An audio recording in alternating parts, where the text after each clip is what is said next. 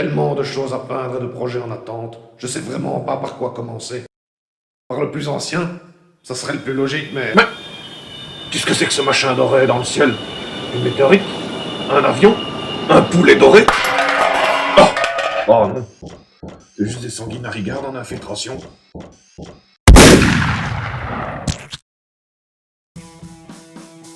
Tout d'abord, merci à Damien Layek d'avoir participé à l'action Francis peint vos figurines en m'envoyant sa sanguinarigarde. Quelle confiance, dit. Haha. Bon, au pire, il les passe au Glanzer. Merci à lui de tout mon petit cœur. Alors, la sous-couche, c'est en deux phases. D'abord une couche en noir, puis une couche de Rétributor Armor. La couche noire, elle sert de 1 de couche d'accroche, parce que sans elle, le Rétributor Armor se barre au moindre choc, et c'est du vécu, et de 2 pour avoir une teinte de base. En effet, sur du noir, le pot de couleur Rétributor Armor est quasi 100% identique à la bombe. Mais si tu mets la sous-couche à même la figurine, on voit une légère différence entre les deux. Ensuite, peins tout ce qui doit être en noir, à savoir les jointures de l'armure et le bolter monté sur poignet.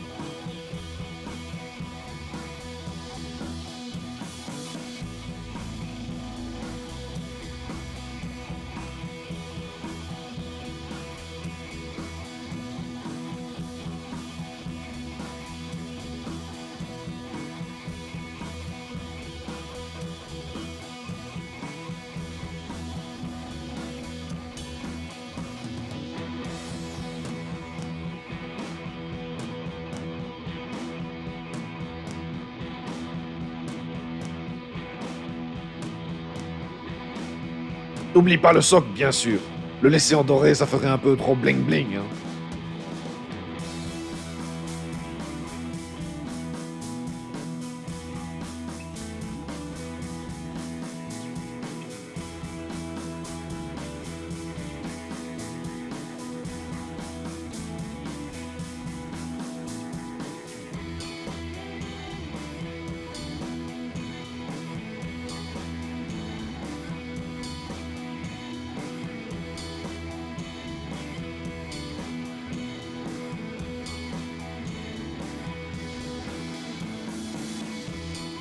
On s'attaque aux ailes avec une couche de Celesta Grey.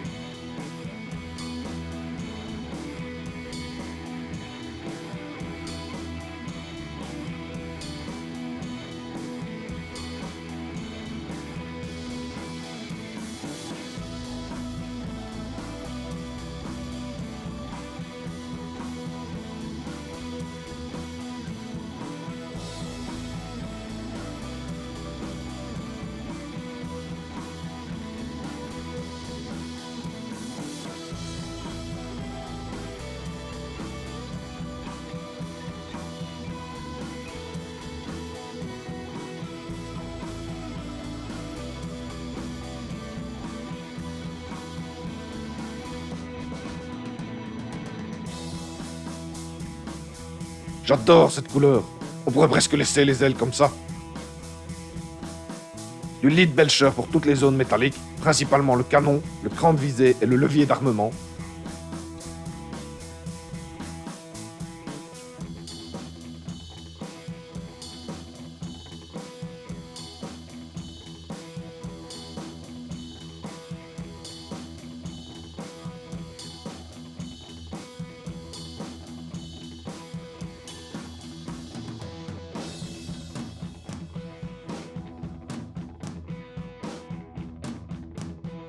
En gardant à l'esprit de ne pas oublier les lames des armes de corps à corps, comme cette magnifique hache.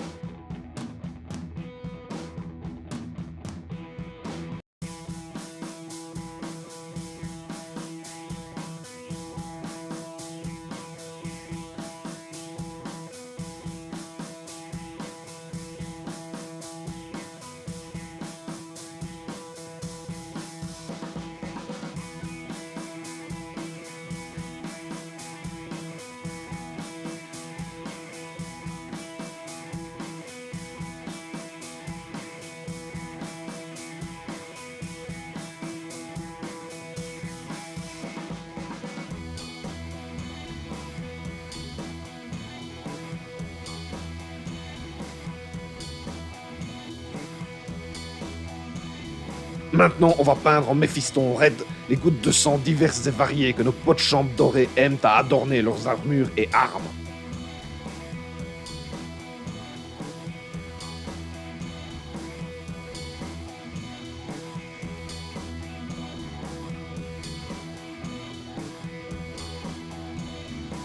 Allez, on passe à la phase de correction, où on recouvre toutes les taches et débordements.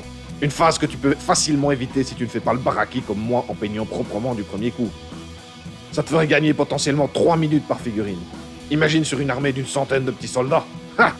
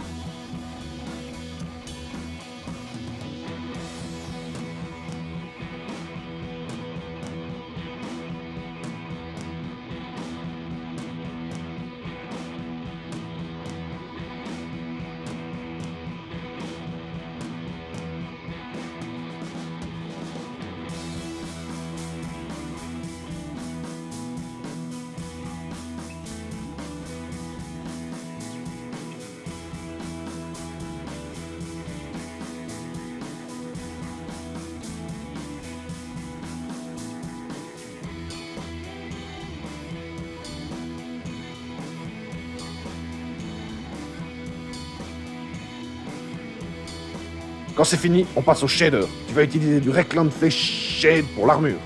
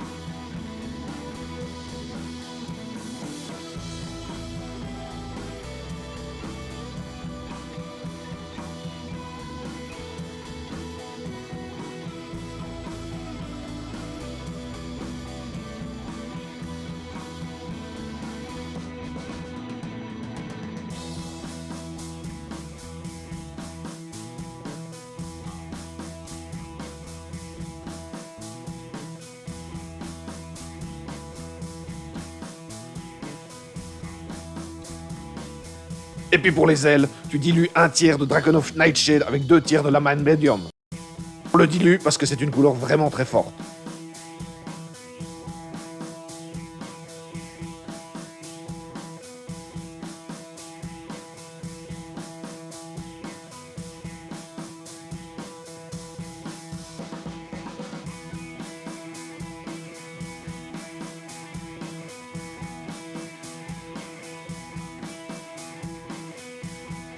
Étiale bien celui-là, qu'il teinte légèrement la couche de base, mais surtout se glisse bien dans le creux des ailes.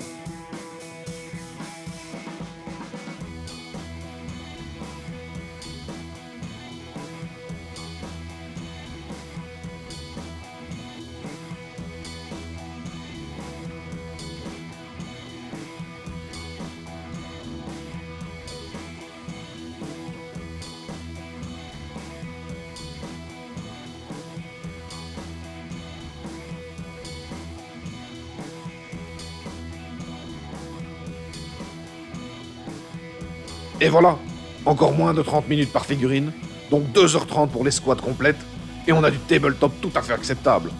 Si tu veux passer un tout petit peu plus de temps dessus, tu peux surligner les arêtes de l'armure avec du Stormhouse Silver et les ailes avec du Ultuan Grey. Après, on peut passer 3 heures par figurine, hein, mais ça c'est plus un truc de Nico. Ça, moi, je fais pas.